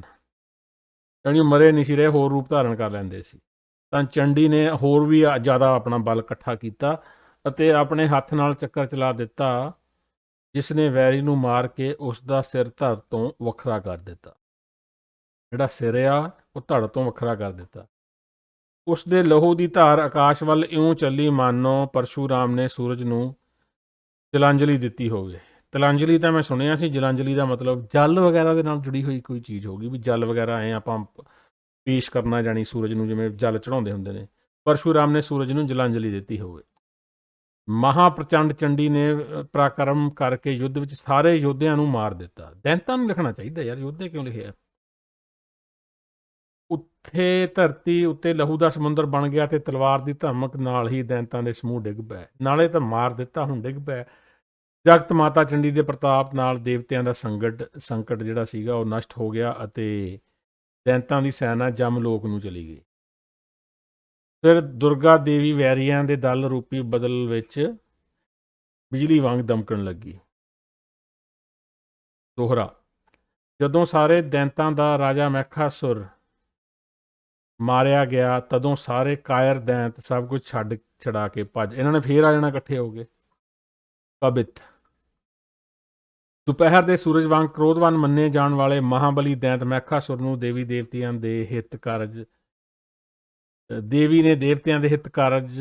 ਦੇ ਹਿੱਤ ਲਈ ਮਾਰ ਦਿੱਤਾ। ਚਲੋ, ਉਹ ਦੇਵਤਿਆਂ ਦੇ ਜਾਣੀ ਹਿੱਤਾਂ ਦੀ ਰਾਖੀ ਕਰਨ ਵਾਸਤੇ ਦੁਪਹਿਰ ਦੇ ਸੂਰਜ ਵਾਂਗ ਕ੍ਰੋਧਵਾਨ ਜਿਹੜਾ ਹੈਗਾ ਸੀਗਾ, ਇਹਨੂੰ ਐਂ ਮੰਨਿਆ ਜਾਂਦਾ ਸੀਗਾ ਵੀ ਜਿਹੜਾ ਬਹੁਤ ਜ਼ਿਆਦਾ ਮਹਾਬਲੀ ਦੈਂਤ ਆ, ਸੂਰਜ ਵਾਂਗ ਜਦੋਂ ਤਪਿਆ ਹੁੰਦਾ ਸੂਰਜ ਦੁਪਹਿਰੇ, ਮਹਿਖਾਸੁਰ ਉਹਦੇ ਵਾਂਗ ਲੱਗਦਾ ਸੀ, ਜਿਹਨੂੰ ਕਿ ਦੇਵੀ ਨੇ ਦੇਵਤਿਆਂ ਦੀ ਬੈਟਰਮੈਂਟ ਲਈ ਚੜਾਈ ਮਾਰਤਾ ਜੀ ਉਹਨੂੰ। ਹੋਰ ਬਾਕੀ ਰਹਿੰਦੇ ਦੈਂਤ ਸੈਨਾ ਇੰਜ ਭੱਜ ਗਈ ਜਿਵੇਂ ਪਵਨ ਨਾਲ ਬੱਦਲ ਭੱਜ ਜਾਂਦੇ ਹਨ, ਖਿੰਡ ਜਾਂਦੇ ਹਨ, ਅਤੇ ਦੇਵੀ ਨੇ ਆਪਣੇ ਬਲ ਨਾਲ ਇੰਦਰ ਨੂੰ ਰਾਜ ਦੇਤਾ ਜੀ। ਚਲੋ, ਇੰਦਰ ਥਾਪਤਾ ਰਾਜਾ। ਦੇਸ਼ਾਂਤਰਾਂ ਦੇ ਰਾਜਿਆਂ ਨੂੰ ਇੰਦਰ ਦੇ ਚਰਨ ਪਾ ਦਿੱਤਾ ਅਤੇ ਸਾਰੇ ਦੇਵਤਿਆਂ ਨਾਲ ਸਲਾਹ ਕਰਕੇ ਇੰਦਰ ਨੂੰ ਰਾਜ ਤਿਲਕ ਦਿੱਤਾ। ਇੰਦਰ ਨੂੰ ਥਾਪਤਾ ਜੀ ਰਾਜਾ। ਇੱਥੋਂ ਦੇਵੀ ਗੁਪਤ ਹੋ ਗਈ ਅਤੇ ਉੱਥੇ ਜਾ ਕੇ ਪ੍ਰਗਟ ਹੋਈ ਜਿੱਥੇ ਸ਼ਿਵ ਸ਼ੇਰ ਦੀ ਖੱਲ ਹਰੀ ਅੰਬਰ ਨੂੰ ਵਿਛਾ ਕੇ ਬੈਠਾ ਸੀ। ਰਾਜੇ ਨੂੰ ਜਾਣੀ ਉਹ ਦੇ ਕੇ, ਜਿਹੜਾ ਵੀ ਉਹ ਰਾਜ ਭਾਗ ਸੀਗਾ ਜਿੱਥੇ ਦੈਂਤਾਂ ਦਾ ਸੀਗਾ, ਕਹਿ ਲਓ ਹਕੂਮਤ ਸੀਗੀ, ਤੇ ਉੱਥੇ ਇੰਦਰ ਨੂੰ ਸਥਾਪਿਤ ਕਰਤਾ ਤੇ ਦੇਵੀ ਉੱਥੋਂ ਗਾਇਬ ਡਿਸਅਪੀਅਰ ਹੋ ਗਈ ਮੀਨਸ। ਤੇ ਅਪੀਅਰ ਕਿੱਥੇ ਹੋਈ? ਜਿੱਥੇ ਸ਼ਿਵ ਸ਼ੇਰ ਦੀ ਖੱਲ ਨੂੰ ਵਿਛਾ ਕੇ ਬੈਠਾ ਹੋਇਆ ਸੀ ਕਿਤੇ ਸ਼ਿਵ। ਇੱਥੇ ਸ਼੍ਰੀ ਮਾਰਕੰਡੇ ਪ੍ਰਾਣ ਦੇ ਚੰਡੀ ਚਰਿੱਤਰ ਉਕਤ ਬਿਲਾਸ ਪ੍ਰਸੰਗ ਦੇ ਮਹਿਖਾਸੁਰ ਵੱਧ ਨਾਂ ਵਾਲੇ ਦੂਜੇ ਅਧਿਆਏ ਦੀ ਸਮਾਪਤੀ। ਸਭ ਸ਼ੁਭ ਹੈ। ਵੀ ਬੰਦੇ ਬਹੁਤ ਮਾਰੇ ਨੇ ਤੁਸੀਂ, ਦੇਵੀ ਦੇਵਤੇ ਰਾਖਸ਼ਸ ਤੇ ਸ਼ੁਭ ਕਿੱਦਾਂ ਆ। ਚਲੋ, ਇੰਦਰ ਨੂੰ ਰਾਜ ਦੇ ਕੇ ਚੰਡੀ ਲੋਪ ਹੋ ਗਈ, ਅਲੋਪ ਹੋ ਗਈ। ਇਹ ਰਿਪੀਟ ਹੋਇਆ ਹੈ। ਚੰਡੀ ਨੇ ਦੈਂਤ ਮਾਰ ਕੇ ਬਹਾਲ ਕੀਤਾ ਅਤੇ ਸੰਤਾਂ ਦੀ ਰੱਖਿਆ ਦਾ ਕਾਰਜ ਕੀਤਾ। ਇਹ ਵੀ ਰਿਪੀਟ ਹੋ ਰਿਹਾ, ਕੋਈ ਲੋੜ ਨਹੀਂ ਸੀਗੀ, ਪਹਿਲਾਂ ਹੀ ਆ ਚੁੱਕੀਆਂ ਨੇ ਦੋਵੇਂ। ਸਵਇਆ, ਦੈਂਤਾਂ ਦੇ ਨਸ਼ਟ ਹੋ ਜਾਣ ਨਾਲ ਵੱਡੇ ਵੱਡੇ ਮੁਨੀ ਪ੍ਰਸੰਨ ਹੋ ਗਏ ਅਤੇ ਦੇਵਤਿਆਂ ਦੇ ਤੇਜ ਪ੍ਰਤਾਪ ਵਿੱਚ ਸੁੱਖ ਪ੍ਰਾਪਤ ਕਰਨ ਲੱਗੇ। ਦੇਵਤਿਆਂ ਦਾ ਰਾਜ ਸਥਾਪਿਤ ਹੋ ਗਿਆ ਨਾ ਉੱਥੇ, ਤੇ ਮੁਨੀ ਪ੍ਰਸੰਨ ਹੋ ਗਏ। ਕਈ ਯੱਗ ਕਰਦੇ ਹਨ, ਕਈ ਵੇਦ ਪਾਠ ਕਰਦੇ ਹਨ, ਕਈ ਸੰਸਾਰ ਦਾ ਦੁੱਖ ਦੂਰ ਕਰਨ ਲਈ ਮਿਲ ਕੇ ਹਰੀ ਵਿੱਚ ਧਿਆਨ ਲਗਾਉਂਦੇ ਹਨ। ਪੰਨਾ ਆ ਗਿਆ 170। ਦੇਵਤੇ ਘੰਟੇ, ਛੈਣੇ, ਮਰਦੰਗ, ਉਪੰਗ, ਇੱਕ ਪ੍ਰਕਾਰ ਦਾ ਵਾਜਾ, ਰਵਾਬ ਆਦਿ ਜਿੱਤ ਕੇ ਸਾਜ਼ਾਂ ਨੂੰ ਲੈ ਕੇ ਇੱਕ ਸੁਰ ਕਰਦੇ ਹਨ।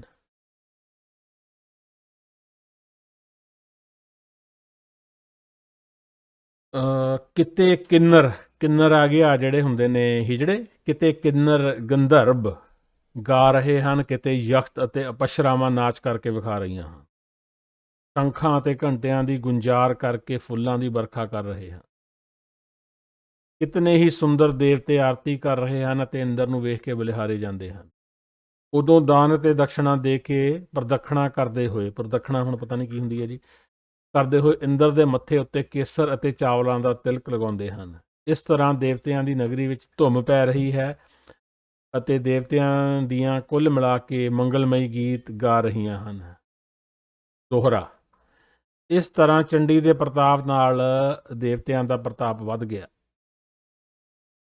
ਅਤੇ ਤਿੰਨੇ ਲੋਕ ਦੇਵੀ ਦੀ, ਚੰਡੀ ਦੀ ਯਾਨੀ ਜੈ ਜੈਕਾਰ ਕਰਦੇ ਹੋਏ ਮਾਰਕੰਡੇ ਪ੍ਰਾਣ ਦੀ ਸੱਤ ਸਹੀ ਨਾਵਾਂ ਦੇ ਪਤਾ ਨਹੀਂ ਕੀ ਹੈ ਜੀ ਜਾਪ ਕਰਨ ਲੱਗ ਪਏ। ਜਾਪ ਆ ਕਿਸੇ ਮੰਤਰ ਸ਼ੰਤਰ ਦਾ, ਮਾਰਕੰਡੇ ਪ੍ਰਾਣ ਦੇ ਵਿੱਚ ਕੁਛ ਨਾ ਕੁਛ ਹੈਗਾ ਜਿਹਦਾ ਜਾਪ ਕੀਤਾ, ਤੁਸੀਂ ਪੜ੍ਹ ਲਓ ਜੀ ਕੀ ਆ। ਸੂਤਾ ਜਿਹਾ ਹੀ ਨਾਂ ਆ, ਸਤੋਤਰ, ਸਤੋਤਰ ਦਾ ਜਿਹੜਾ ਜਾਪ 7 ਮਈ ਵਟਸਐਵਰ। ਇਸ ਨਾਲ ਦੇਵਤਿਆਂ ਨੇ ਰਾਜ ਕੀਤਾ ਅਤੇ ਸੁੱਖ ਮਾਣਿਆ। ਫਿਰ ਸੁਭ ਨਿਸੁੰਭ ਨਾਂ ਵਾਲੇ 2 ਵੱਡੇ ਬਲਵਾਨ ਦੈਤ ਪੈਦਾ ਹੋ ਗਏ। ਹੱਦ ਹੋ ਗਈ, ਮੈਨੂੰ ਪਹਿਲਾਂ ਹੀ ਡਰ ਸੀਗਾ ਇਹ ਕਈ ਵਾਰੀ ਇਹਨਾਂ ਨੇ ਮਾਰ ਕੇ ਭਜਾਏ ਨੇ, ਫੇਰ ਆ ਜਾਂਦੇ ਨੇ। ਮੈਨੂੰ ਪਹਿਲਾਂ ਹੀ ਇਹ ਖਦਸ਼ਾ ਸੀਗਾ ਕਿਉਂਕਿ ਸਾਰੇ ਪਾਸੇ ਇਹੀ ਕੁਛ ਚੱਲਦਾ ਆ, ਇਹੀ ਦੇਵੀ ਦੇਵਤੇ ਜੀ ਜਿਹਨਾਂ ਦੇ ਸਾਰੇ ਪਾਸੇ ਲੜਾਈ ਹੋਈ ਜਾਂਦੀ ਆ। ਕਿਉਂਕਿ ਮੈਂ 3 ਪੜ੍ਹ ਚੁੱਕਿਆ ਜੀ ਅਧਿਆਏ ਇਹਦੇ ਵੱਖ-ਵੱਖ। ਪਹਿਲਾਂ ਸੀਗਾ ਉਹ ਗੋਬਿੰਦ ਰਮਾਇਣ ਆਪਣੇ ਮੋਦੀ ਵਾਲੀ ਯਾਨੀ ਕਿ ਰਾਮ ਅਵਤਾਰ। ਫਿਰ ਮੈਂ ਪੜ੍ਹਿਆ ਆਪਣੇ ਬਚਿੱਤਰ ਨਾਟਕ ਜਿਹੜਾ ਤੀਸਰਾ ਅਧਿਆਇ ਆਟੋਬਾਇਓਗ੍ਰਾਫੀ ਸਵੈ ਜੀਵਨੀ, ਤੇ ਤੀਜਾ ਫਿਰ ਆਹੀ ਕੁਛ ਆ ਜਿਹੜਾ ਚੰਦੀ ਚਰਿੱਤਰ ਆ। ਹਲੇ ਹੋਰ ਖਬਰ ਨਹੀਂ ਕਿੰਨਾ ਕੁ ਮੈਨੂੰ ਇਹ ਮੈਂਟਲੀ ਜਿਹੜਾ ਟੌਰਚਰ ਮੈਂ ਹੋ ਰਿਹਾ ਇਹਨਾਂ ਨੂੰ ਪੜ੍ਹ ਪੜ੍ਹ ਕੇ ਹੁਣ ਹੋਣਾ ਪੈਣਾ, ਕਰੀਏ ਕੀ ਪੰਗਾ ਲਿਆ ਆ। ਤੇ ਪਰ ਮੇਰਾ ਹੁਣ ਨਾ ਜਾਣੀ ਕੀ ਚੀਜ਼ ਹੀ ਆ ਰਹੀ ਹੈ ਵੀ ਉਹੀ ਗੱਲਾਂ ਵਾਰੀ ਵਾਰੀ ਆਈ ਜਾ ਰਹੀਆਂ ਨੇ, ਪਰ ਹੁਣ ਕੀ ਕਰੀਏ। ਚਲੋ ਜੀ, ਸੁੰਭ ਤੇ ਨਿਸੁੰਭ ਨਾਂ ਦੇ 2 ਵੱਡੇ ਬਲਵਾਨ ਦੈਂਤ ਪੈਦਾ ਹੋ ਗਏ। ਕਿੱਦਾਂ ਹੋ ਗਏ? ਉਹ ਜਿਹੜੇ ਪਹਿਲੇ 2 ਸੀਗੇ ਮੈਖਾਸੁਰ ਤੇ ਕੈਟੰਬਕ ਕੀ ਸੀਗੇ, ਉਹ ਤਾਂ ਉਹਦੀ ਜਿਹੜਾ ਬ੍ਰਹਮਾ ਨੇ ਕੰਨ ਦੇ ਵਿੱਚੋਂ ਮੈਲ ਕੱਢੀ ਉਹ 'ਚੋਂ ਪੈਦਾ ਹੋਏ ਸੀਗੇ। ਇਹ ਕਿਹਨੇ ਮੈਲ ਕੱਢੀ ਜਾਂ ਕਿਸੇ ਦੇ ਹੱਗਣ ਮੂਤਣ ਨਾਲ ਪੈਦਾ ਹੋਏ ਨੇ, ਪਤਾ ਤਾਂ ਲੱਗੇ ਨਾ। ਜਿਹੜਾ ਸ਼ੁੰਭ ਤੇ ਨਿਸੁੰਭ ਆ ਤੇ ਇੰਦਰ ਲੋਕ ਦਾ ਰਾਜ ਪ੍ਰਾਪਤ ਕਰਨ ਲਈ, ਲਿਆਓ ਜੀ ਇੰਦਰ ਲਈ ਖਤਰਾ ਖੜਾ ਹੋ ਗਿਆ। ਫਿਰ ਇੰਦਰ ਲੋਕ ਦਾ ਰਾਜ ਪ੍ਰਾਪਤ ਕਰਨ ਲਈ ਰਾਜਾ ਸੁੰਭ, ਸੁੰਭ ਤੇ ਕਟੁੰਬ ਕੀ ਨਾਂ ਸੀ ਇਹਦਾ? ਨਿਸੁੰਭ, ਸੁੰਭ ਤੇ ਨਿਸੁੰਭ ਪੈਦਲ ਰੱਥ ਤੇ ਹਵਾਈਆਂ ਵਾਲੀ ਚਤੁਰੰਗਣੀ ਸੈਨਾ ਸਜਾ ਕੇ ਫਿਰ ਲੜਾਈ ਸ਼ੁਰੂ ਹੋ ਗਈ। ਇਹ ਖਵਨੀ ਕਿੱਥੋਂ ਪੈਦਾ ਹੋ ਗਏ 2 ਜਾਣੀ, ਚੰਗਾ ਭਲਾ ਰਾਜ ਸਥਾਪਿਤ ਹੋ ਗਿਆ ਸੀਗਾ ਇੰਦਰ ਦਾ। ਤੇ ਚਲੋ, ਦੈਂਤਾਂ ਦੀ ਫੌਜ ਦੇ ਡੰਕੇ ਤੇ ਵੱਜਣ ਦੀ ਆਵਾਜ਼ ਜਦ ਇੰਦਰ ਦੇ ਕੰਨ ਵਿੱਚ ਪਈ ਤਾਂ ਉਸਨੇ ਸ਼ੰਕਾਵਾਨ ਹੋ ਕੇ ਇੰਦਰਪੁਰੀ ਦੇ ਦਰਵਾਜ਼ੇ ਬੰਦ ਕਰ ਲਏ। ਉਹਨੂੰ ਫੇਰ ਉਹ ਦੇਵੀ ਨੂੰ ਸੱਦ ਲੈਣਾ ਚਾਹੀਦਾ ਸੀ ਇੰਦਰ ਨੂੰ, ਜਿਹਨੂੰ ਉਹਨੂੰ ਸਥਾਪਿਤ ਕਰਕੇ ਗਈ ਸੀਗੀ ਵੀ ਤੂੰ ਮਾਰੇ ਮੂਰੇ ਸੀਗੇ ਇਹ ਰਾਖਸ਼ਸ ਸਾਰੇ ਦੈਂਤ, ਤੇ ਆ ਹੁਣ ਫੇਰ ਆ ਗਏ। ਚੰਗੀ ਤਰ੍ਹਾਂ ਸਵਾਇਆ ਕਰ, ਵਾਇਰਸ ਰਹਿ ਗਿਆ ਕੰਪਿਊਟਰ ਦੇ ਵਿੱਚ, ਸੌਫਟਵੇਅਰ ਨੇ ਉਹਨੇ ਜਿਹੜਾ ਹੁੰਦਾ ਨਾ ਜਿਹੜਾ ਐਂਟੀ ਵਾਇਰਸ ਨੇ ਕੰਮ ਨਹੀਂ ਕੀਤਾ ਪੂਰਾ। ਦੈਂਤਾਂ ਨੂੰ ਯੁੱਧ ਲਈ ਇੱਕ ਥਾਂ ਦੈਂਤਾਂ ਨੂੰ ਯੁੱਧ ਲਈ ਇੱਕ ਥਾਂ ਇਕੱਠੇ ਹੋਇਆਂ ਵੇਖ ਕੇ ਸੂਰਜ ਵਿਚਲੀ ਜੋਤੀ ਵੀ ਛੀਣ ਹੋ ਗਈ। ਸੂਰਜ ਦੀ ਜਿਹੜੀ ਜੋਤੀ ਸੀਗੀ ਉਹ ਵੀ ਜਾਣੀ ਇਹਨੂੰ ਦੈਂਤਾਂ ਦੇ ਯੁੱਧ ਨੂੰ ਜਿਵੇਂ ਇਕੱਠੇ ਹੋ ਗਏ, ਸੂਰਜ ਦੀ ਵੀ ਆਪਣੀ ਰੌਸ਼ਨੀ ਕਹ ਲਓ ਘਟ ਗਈ ਜੀ ਉਹਦੀ, ਜਾਂ ਗਰਮੈਸ਼ ਘਟ ਗਈ ਕੁਛ ਕਹ ਲਓ ਉਹਨੂੰ ਜੋਤੀ ਨੂੰ। ਅਰਥਾਤ ਦੈਂਤਾਂ ਦੇ ਇਕੱਠੇ ਹੋਣ ਨਾਲ ਉੱਠੀ ਧੂੜ ਨੇ ਸੂਰਜ ਦੀ ਰੌਸ਼ਨੀ ਨੂੰ ਢੱਕ ਦਿੱਤਾ। ਸਾਰੇ ਸਮੁੰਦਰ ਕੰਬਣ ਲੱਗ ਪਏ ਤੇ ਬਹੁਤੇ ਭਾਰ ਕਾਰਨ ਧਰਤੀ ਦੀ ਹਾਲਤ ਵੀ ਹੋਰ ਜਿਹੀ ਹੋ ਗਈ। ਬਹੁਤੇ ਭਾਰ ਕਾਰਨ ਸਮੁੰਦਰ ਕੰਬਣ ਲੱਗ ਪਿਆ ਦੈਂਤਾਂ ਦੇ ਯੁੱਧ ਲਈ, ਜਿਹੜੇ ਇੱਕ ਥਾਂ ਤੇ ਇਕੱਠੇ ਹੋਏ। ਅੱਛਾ, ਇੱਕ ਥਾਂ ਤੇ ਜ਼ਿਆਦਾ ਭਾਰ ਪੈ ਗਿਆ ਧਰਤੀ ਦੇ ਉੱਤੇ। ਪਹਿਲਾਂ ਉਹ ਅਲੱਗ-ਅਲੱਗ ਰਹਿੰਦੇ ਸੀਗੇ ਤੇ ਫੇਰ ਠੀਕ ਸੀਗਾ, ਪਰ ਜਦੋਂ ਇਹ ਇਕੱਠੇ ਹੋ ਗਏ ਦੈਂਤ, ਤਾਂ ਉਹ ਜਗ੍ਹਾ ਤੇ ਧਰਤੀ ਦੇ ਉੱਤੇ ਭਾਰ ਪੈ ਗਿਆ ਬਹੁਤ ਜ਼ਿਆਦਾ, ਤੇ ਧਰਤੀ ਦੀ ਹਾਲਤ ਵੀ ਮਾੜੀ ਹੋ ਗਈ। ਸੁਮੇਰ ਪਰਬਤ ਹਿੱਲ ਗਿਆ ਜੀ ਉੱਧਰੋਂ, ਇੰਦਰ ਲੋਕ ਸਹਿਮ ਗਿਆ ਅਤੇ ਸੁੰਭ ਨਿਸੁੰਭ ਦੀ ਸਾਰੀ ਫੌਜ ਨੇ ਚੜ੍ਹਾਈ ਕਰ ਦਿੱਤੀ। ਦੋਹਰਾ, ਤਦ ਸਾਰੇ ਦੇਵਤੇ ਮਿਲ ਕੇ ਇੰਦਰ ਕੋਲ ਗਏ। ਇੰਦਰ ਨੇ ਤਾਂ ਕਹਿੰਦੇ ਦਰਵਾਜ਼ੇ ਬੰਦ ਕਰ ਲਏ ਸੀ ਪਹਿਲਾਂ ਹੀ,